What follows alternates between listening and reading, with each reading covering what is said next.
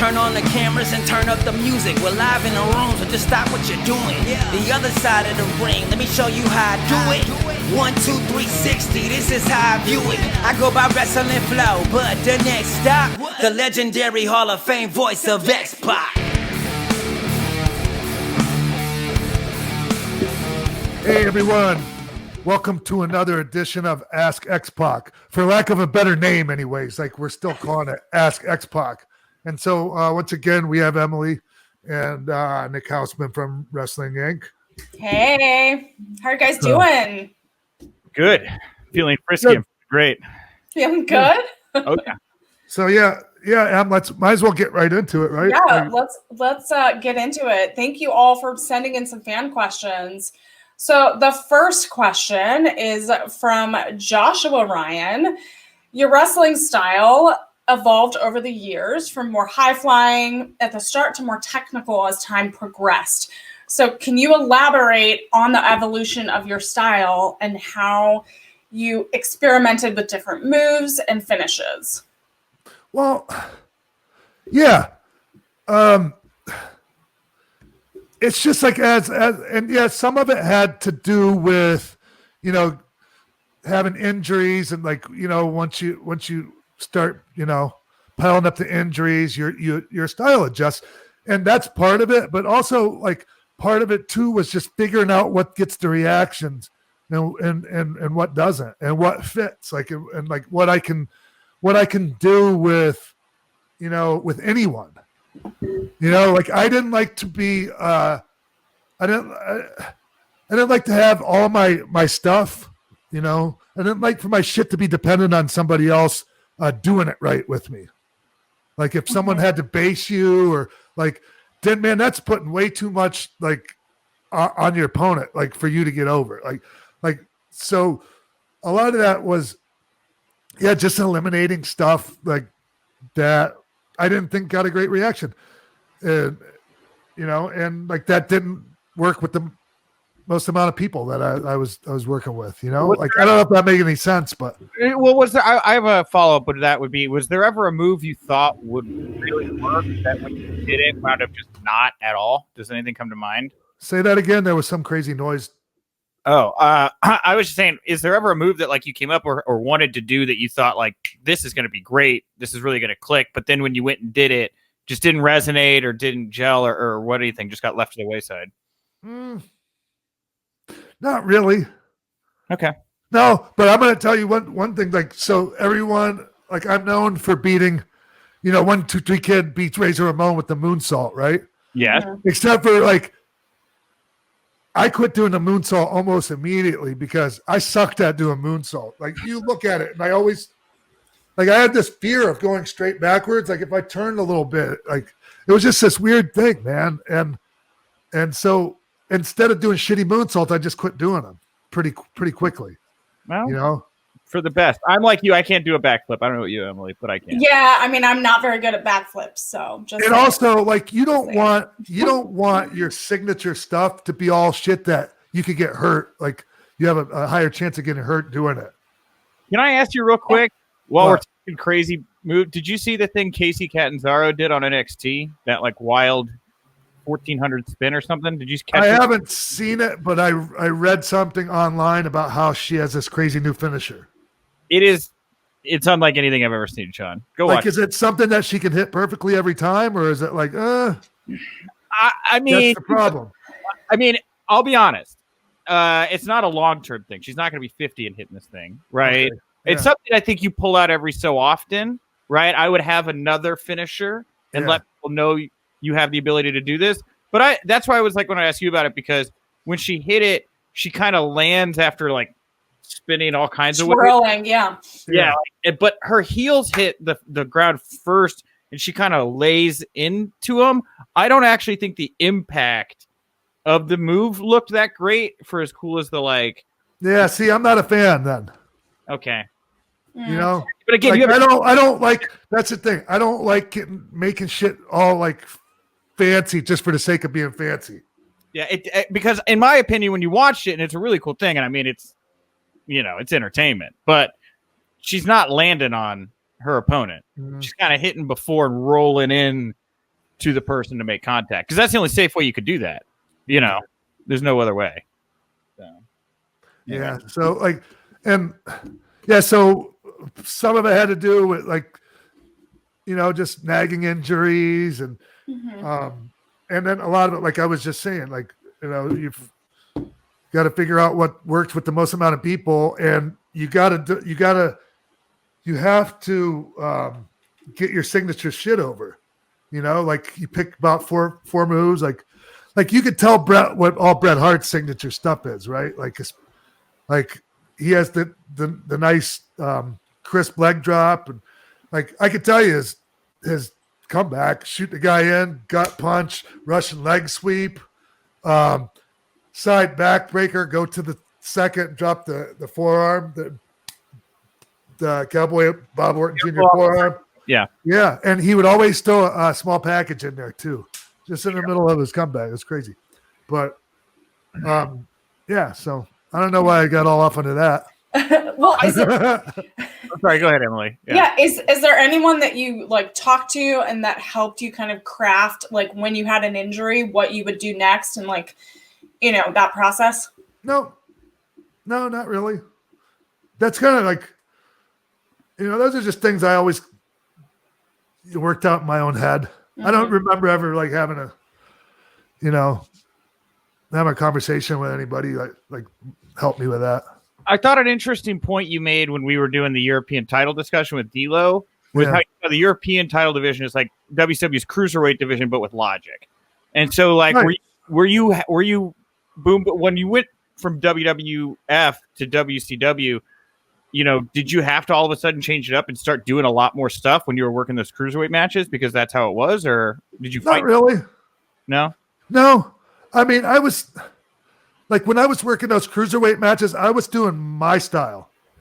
You know, like it was similar to when I went back and you know and was doing the European title stuff. Like if you look at them, like I would incorporate cruiserweight style moves, but like I was saying when we were talking with D'Lo, it was the main event style. I call it the main event. Like my friends and I, like Kev and Scott and Sean and Paul and I, we call it main event style.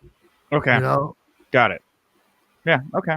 Well, I think that kind of sums it up. How you kind of settled on your moveset. Yeah, you answered the question, Sean. So. Yeah, it took me a while, but I points up on the board. We finally got there.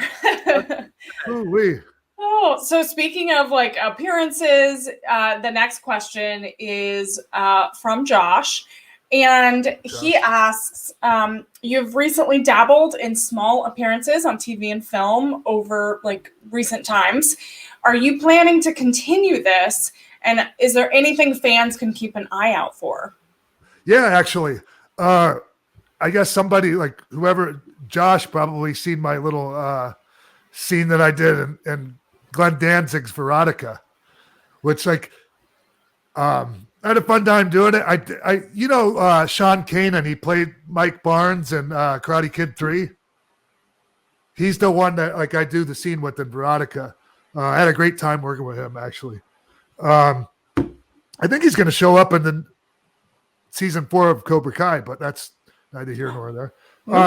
So anyway, I'm friends with Danzig. And so like, I just did another movie for him. And this one's actually, I think, going to be pretty good. It's got a budget.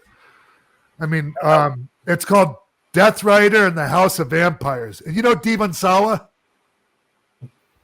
Any relation to Kurosawa? He was in what's that? You said any relation to Kurosawa? No, he was in Casper, Final Destination. He was Stan in the Eminem video. Well, that one I know. Okay. Yeah. Okay. I mean, I saw Casper, but it's been a minute. Yeah. Can you talk about what this movie is about and like when does it come out? I don't know. It's coming out soon, I think. But everyone's vampires, and Deep he kills me. Like we're in this saloon. You just spoiled it. Oh, okay. Never mind. I I'm just saying. I won't tell you how he does Spoiler it. alert. Yeah. Anyways, We'll put a disclaimer that we're, giving away the movie. sorry, Glenn. It was fun though. I had a great time. Eli Roth was in it. Awesome. Did you ever get Awesome. to do any like stuff on TNT? Were you ever pulled over in any of the WCW main event or mainstream promotional appearances and other shows or anything, Sean? Nah. Yeah. No, like the guy was who was asking this, Josh? Mm-hmm. Yeah. I think he saw him like Jerry Lynn and I in Crossing the Bridge. Now we did that when I was 18 years old. It had Stephen Baldwin, Jason Gedrick. Jason Gedrick beat us up. You might know Jason Gedrick. He did that movie Iron Eagle. Iron Eagle, they were in the fighter jets. It was kind of like a lower budget Top Gun, maybe. I don't know. Okay. Louis Gossett Jr. was in it. Anyways, yeah, Jason Gedrick beat us up. It was a pretty good movie, actually. Oh man, is there any like type of movie or TV show that you would want to be on right now? Like one that you just like absolutely love and you're like, I need to be a part of that. No, like any kind of thing. Like, I guess it just depends on the role. And, people always want to think I'm in like certain, like, oh, I got to be in a movie about a wrestler. But I don't even look like a wrestler. Like, I just want to have regular role. Like, get a stereotypical looking wrestler guy for that shit. I don't fit that, I feel bad that, Sean, I did about 2 years ago, I think, on Twitter, tease after you and Lula made your NXT appearance that I was going to write a movie script called Sean and Lula Save the World. And I have failed to deliver. But, Sean, I do have a really good pitch, and I think I'm actually going to, especially as we were hanging out more, I think I'm actually going to put pen to paper. I might actually write this script. Hey, 1 second, actually. Lula actually has to go to the bathroom. Give me 2 seconds. Okay. Okay. I'm sure your question is, what is the pitch, right? But we'll get to that here. Exactly. We'll get to that in a second. We'll Oh, pause. goodness. Yeah. Because that's a good editing point. Yeah. No. Yeah, sorry about that, you guys. That's okay. Yeah, let's just leave that in there. Like, we don't need Okay. Okay. But wait, Nick, I have to say, like, what is this movie about? Yeah. I have to know. What's your elevator pitch? What's your log line? So this movie, Sean, obviously it starts with you taking Lula out to get hair clipped. You're doting on Lula. You're buying her a new pillow. And now I'm writing this movie as if you were not married. Okay, we're gonna take your wife out of this. We're gonna say this is single, hypothetical, theatrical Sean Waltman character. You come home, you find stacks of bills. You owe money to the IRS, right? And you're in a bind financially, right? And you're in Hollywood, right? And you get this call from a guy who's saying that he's interested in paying you a lot of money, but you got to come out to his mansion to do a wrestling event, right? And a couple other friends got these weird invites, and Kev, you coming? Yeah, it's crazy. Of course, I don't really know this guy or whatever, right? This is the beginning of a horror movie, Sean. I'm telling you, don't go to the house. So you pick up Lula. You're getting a bigger offer than everybody else. He loves you. You get there and you show up, and everybody's happy. There's a ring set up. It all looks normal. The guy, this billionaire who is the Silicon Valley type, who's hosting this whole thing, reveals himself. And he says, Sean, come with me. I'd love to show you my home. Everybody else stays behind, but he takes you. Turns out this guy is an obsessive Sean Waltman fan. He has a whole museum room with like the original 1, 2, 3 kid trunks and all this stuff, right? And that's weird, right? But that's just like the premise. Like from there, it gets a little like what I think is this billionaire guy that invited you out. He's in like the military arms business, right? Oh, he's an arms dealer. He's an arm, but I mean, high end, like he's got big military contracts, you know? And so, like, while you're feeling weirded out by this, out of nowhere, some fucking terrorists or whatever, they descend on what is supposed to be domestic terrorists. But you know what? I wasn't going to go there originally, but maybe now, right? Oh, man. And they descend while they think this wrestling event's going to be going on to try to steal this weaponry from the mansion, right? and all the wrestlers get taken hostage, right? But since you and Lula were on this tour with this obsessive fan, you have evaded being kidnapped. And now you and Lula have to stop these terrorists from getting a hold of this weapon that could destroy humanity as we know it, right? Oh my gosh. Okay, Nick, we got to teach you how to like make a small log line, like a short elevator pitch. I have been wanting to pitch you this so bad. I imagine the terrorists, they take Lula and you get very upset, right? So. Oh, kisses. Oh my gosh. Okay, well, Nick, you gotta write in a little sidekick character for me. I'm gonna write it in. I'm gonna write it down. Anyway, we're talking film stuff. Oh my goodness. Okay, so Sean, no other movies that you want to be a part of or anything like that? Look, if anyone wants me to be in their movie, like, I'm not opposed to it. I live in LA. I'm right here. Exactly, right? The town of movie making. All right, so we'll move on to the next question. So this is from Derek Stark, and he asks you, do you think that we'll ever see WWE and another promotion put together like a cross-brand pay-per-view like AEW and Impact are currently doing? Honestly, I don't see it unless WWE ends up buying the promotion. Yeah. That I mean, like, I just don't see it. Well, they kind of are doing that because they do that with like UK promotions, and they did that with Evolve before yeah. Yeah, but like, I mean, there's an obvious disparity between WWE and like it's kind of hard to do an interpromotional with them and make it seem like they're on the same level, to be honest with you. Yeah. I hope I'm not offending anybody by saying that, but I mean, well, Okada was asked by Sports Illustrated, what he'd like to see happen in 2021. He said he'd like to see a New Japan WWE or AEW Super Show. And I thought that was kind of an interesting thought. I know WWE really wants to make inroads in Japan, I think, on their own. But I mean, Super Show with New Japan would be kind of, I'd be interested in that. Yeah. I could see that. Like, I could see them possibly doing something. Like, I mean, I know they've done stuff over there before with like, doing promotional stuff with SWS, Super World Sports, Tenruz Group. Yeah. Later it was called WAR. Because Vince let me go over there and work for them for one of their Super Junior tournaments. Okay. Yeah. In 95 it was. Oh, man. Yeah. That's a show right there. I just want to talk to you about that experience. Oh, man. Yeah, because I had post-concussion syndrome going into it. Wow. Yeah. Vince almost didn't let me even go. So what was that like?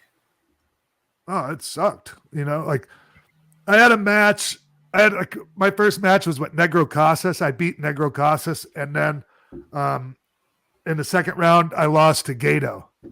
And Gato and I were friends, and like we worked together tons, like in my early Japan days. So it was fun, but yeah, man, like I was out of it after that match with Gato, and like I remember Haku. Like I just remember laying on the floor in the hallway, in the dressing room area, and like Haku smacking me in the face, trying to keep me awake because they were afraid I was gonna, fall asleep, not come back. Yeah, you can't fall asleep. Yeah. Yeah. Wow, so scary. Yeah, Jericho was on that, and like some other, I forget who else was on that. Damn, dude. Missing Link was on that tour. Like, it was pretty cool hanging around Missing Link. Yeah. And JBL also, he was doing like a knockoff Undertaker gimmick over in Japan. Yeah. Oh, that's awesome. Yeah. I love that. That was before he came to be Justin Hawk Bradshaw or whatever it was. Okay, gotcha.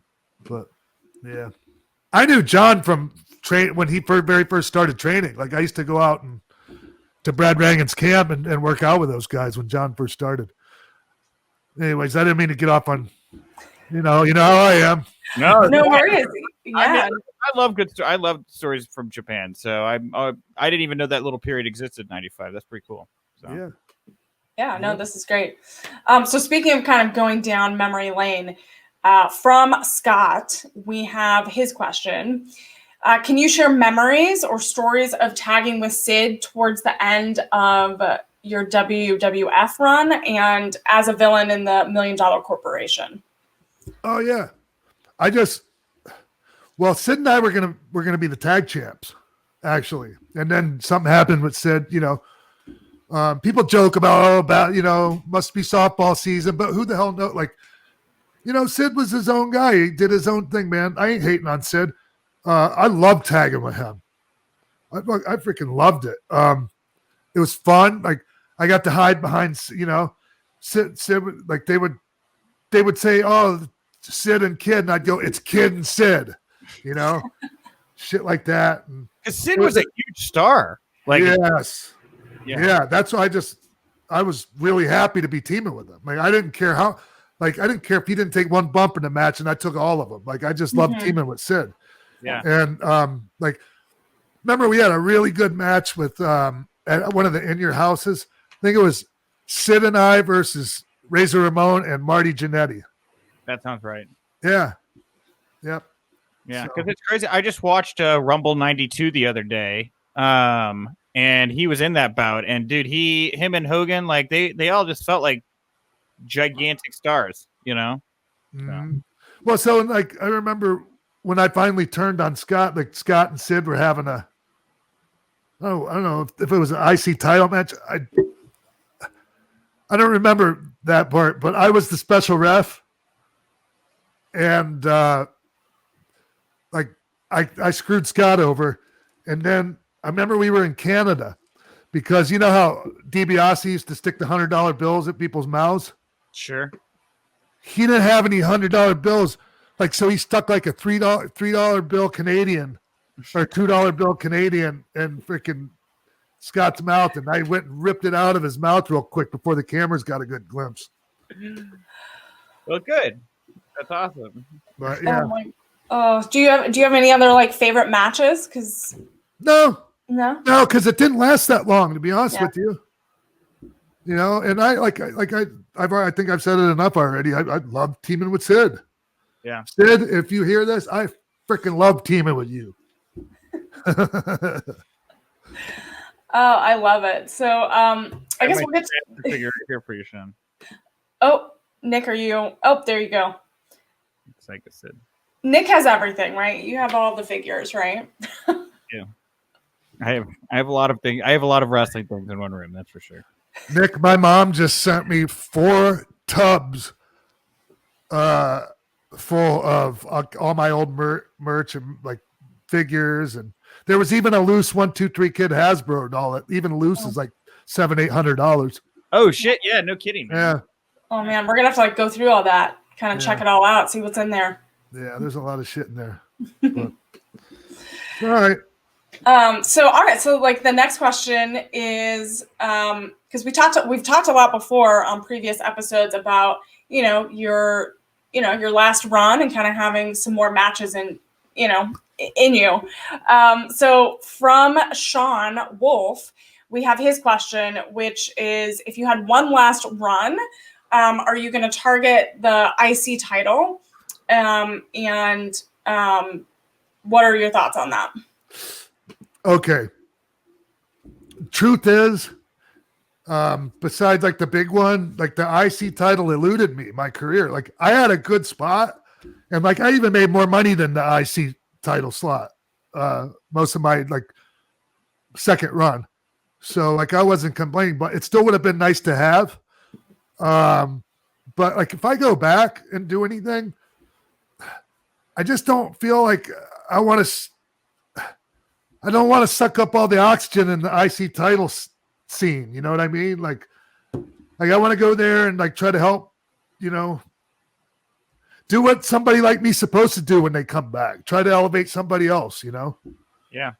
For sure. Yeah. Tyler Breeze had that awesome takeover match with Jushin Thunder Liger. I don't know if you remember that. Yeah, of course. I was there. Yeah. Okay.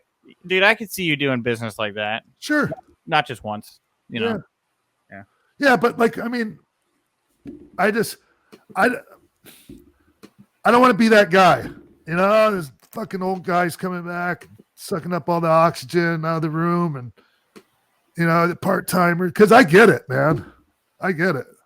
Mm-hmm. Yeah. But like I just I don't know. I think I'd be of value to them having a few more matches. Yeah. Is there someone that, or a few people that you're kind of keeping an eye on that you might? Ooh.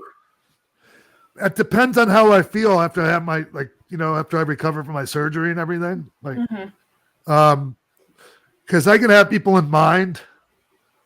Like, Jesus Christ, I'd love to have a match with Finn Balor or, you know, a lot of those NXT guys, actually. Mm-hmm. Like, I would be more interested in having matches in NXT than on the quote unquote, what do you call it? Main roster? Is that what they call it? Yeah, the Raw SmackDown. But you're not alone. I think a lot of people would say that if they were financially in a position to pick their shot. Yeah. Yeah. Yeah. Well, I'm sure the fans will be super excited to figure out. There's a lot of people that like I mean, just list up if you pick Kyle O'Reilly, guys like that. Bronson Reed would be fun, man. Who? Bronson Reed. Yeah. Oh, yeah. Or some of the bigger guys. Like, yeah, because I mess well with the bigger guys. So that's what I'm saying. It's like, I know it's, and I was thinking about this the other day, and it's so easy to lump you in with the guys of your same size or the cruisers, but yeah, watching you with a Bronson, I know Damian Priest, you know, maybe on his way out to the main roster, but dude, you and Damian Priest would tear the house down, I'm sure. Oh yeah. He's one of my, well, I mean, I'm a fan of his anyways, like, so I'm a little bit biased. Sure. You know, he's one of my first round draft picks. Okay, well, there you go. Yeah. That's I want to So we should officially have like a draft pick session when you're all healed, Sean. We can like do that. Well, see, I got a footnote Scott Hall on that, because like when he likes somebody, like I was one of Scott Hall's draft picks, or like he would pick certain guys. Oh, he's one of my draft picks. So like I stole that from Scott. A lot of shit was stolen from Scott Hall. You're not the first. Seriously, a lot of people. Anyways. Awesome. All right. Well, that's the bottom of our mailbag here for today. That's the bottom of all of our fan questions, but I'm sure we'll have more down the road. Yes. Well, hey, I appreciate everyone who sends in questions. I was actually thinking, and maybe I should talk to you before I just spit this out, but I was thinking if people want to submit like their questions on video.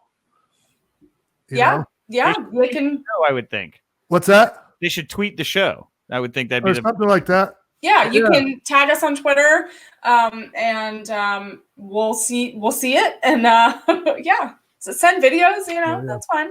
Yeah. Tag it. That's nothing. I rip audio from videos all the time. Twitter, YouTube, whatever. It's possible. Right. Yeah.